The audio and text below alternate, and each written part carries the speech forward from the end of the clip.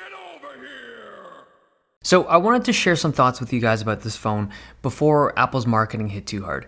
The iPhone 11 was one of the most heavily leaked phones we saw in 2019. We knew everything about this phone like by the middle of the summer. We knew there was going to be 3 phones, a normal one, a big one, a cheaper one, same screens, same form factor as last year's and the year before that, lightning port, and each phone now has an extra camera lens.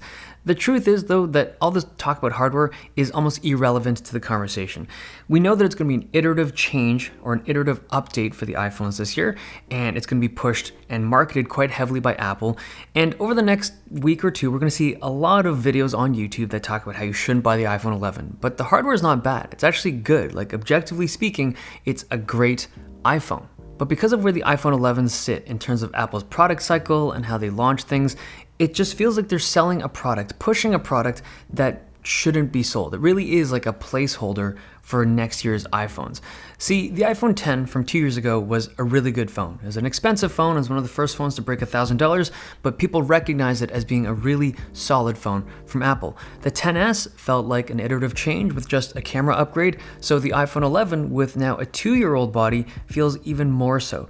The 2020 iPhones, the ones coming out next year, are going to be a very big shift in hardware. It's supposed to be new form factors, including an even smaller one, new screens, in-display Touch ID, USB-C charging, and a supposed 5G option. It's going to be the iPhone upgrade that everyone wants, and it's honestly the upgrade that people deserve in 2019.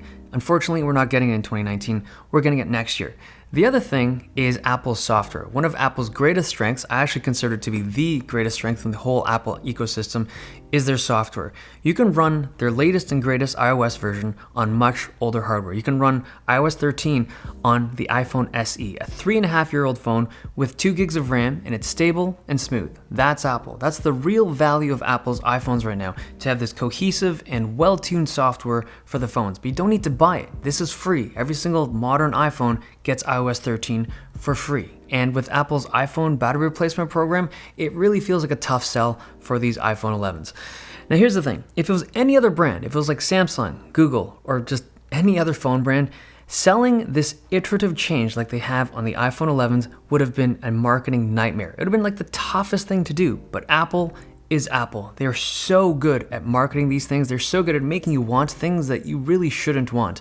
And these phones are going to sell. And it kills me knowing that so many people are going to be spending some serious money on these phones. So if you're an iPhone user, and I'm not saying you should switch to Android, I'm saying take a step back, look at all the moving pieces here, and think to yourself, is this a phone that you should actually purchase? And it's not about them releasing a new phone next year. There's always a new iPhone. It's a combination of how good the next year's phone will be and just how insignificant the changes are this year. Like if you buy an iPhone 11 this year, I think you're getting bamboozled because you're gonna want the iPhone 12, whatever they call it, next year. And you're gonna be spending money twice. Okay, hope you guys enjoyed this video. Thumbs if you liked it, subs if you loved it. See you guys next time.